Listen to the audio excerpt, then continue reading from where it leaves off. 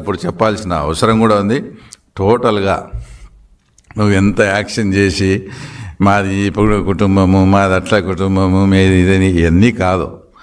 నువ్వు రాష్ట్ర ప్రజలను బాధ పెట్టింటే వేరు, బాధను ఎవడైనా దాన్ని అర్థం చేసుకుంటాడు.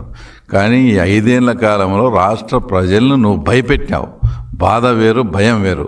ఆ భయం నుంచి తేరుకొని మళ్ళా నిన్ను యాక్సెప్ట్ చేసే పరిస్థితి నీ జన్మలో నువ్వు తలకిందులు తపస్సు చేసినా కూడా రాదు. ఆ ఆశలేం పెట్టుకోవద్దు.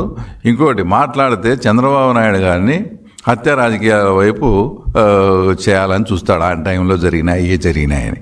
అసలు ఆయనకు హత్య రాజకీయాలకు ఏం సంబంధం?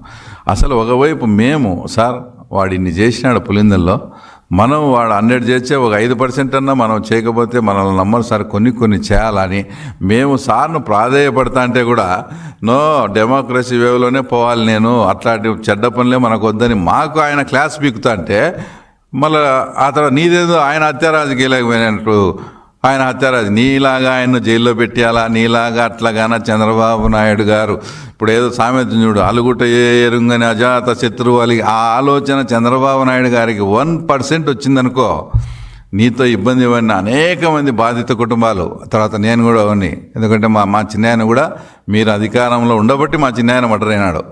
ఇలాంటి బాధిత కుటుంబాలు ఎంతోమంది ఉంటాం. చంద్రబాబు నాయుడు ఒక కనుసైగ చేస్తే ఫస్ట్ విక్టిమ్ నువ్వే. ఆ విషయం నువ్వు గుర్తుపెట్టుకో.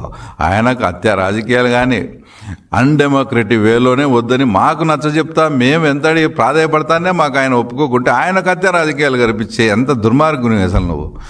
కాబట్టి అసలు పులిందుల ప్రజలు కూడా ఏమనుకుంటారు తెలుసా, ఏదో జరిగిపోయింది, ఆయన ముఖ్యమంత్రి నాడు చనిపోయినాడు, మళ్ళీ ఇవన్నీ పాత ఎన్ని లేపి రాజారెడ్డిని రాజశేఖర రెడ్డిని మళ్ళీ తిట్టేట్టు చేస్తాడు జగన్మోహన్ రెడ్డి. అసలు జగన్మోహన్ రెడ్డి రాసేడు ఎందుకు ఇట్లా చేస్తాడని పులివెందులలో ప్రజలు నవ్వుకునే పరిస్థితి. కాబట్టి ఫైనల్గా నువ్వు రాష్ట్ర ప్రజలను 5 ఏళ్ళు బాధ పెట్టలే, అందరినీ భయపెట్టినావు. కాబట్టి ఆ భయం నుంచి తేరుకొని చేయాలంటే ఇది అసంభవం. ఏదైనా ఇప్పుడు కూడా పులివెందులలో వచ్చే ఇంకొక 2 ఏళ్ళు కళ్ళు మూసుకొని సేమ్ డైలాగ్, సేమ్ రొటీన్. కాబట్టి ఆ కళ్ళలు అనేది నువ్వు అసంభవం అని చెప్తూ ఓకే, థ్యాంక్ యూ సార్.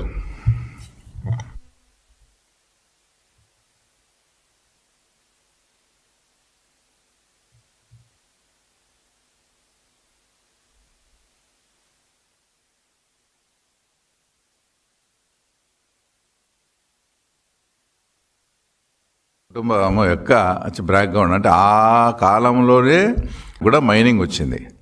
కానీ ఇట్లాంటి చెడ్డ పనులే మనకు కూడా మైనింగ్ వచ్చింది. కానీ ఈ రెడ్ల ఆధిపత్యం ముందర ఆయన పని చేసుకోలేని ఉన్నప్పుడు రాజారెడ్డికి నువ్వు నాకు అండగా ఉండని పెట్టుబడి లేని భాగస్వామ్యం ఇచ్చాడు. అంటే రూపాయి పెట్టుబడిలే రాజారెడ్డిది.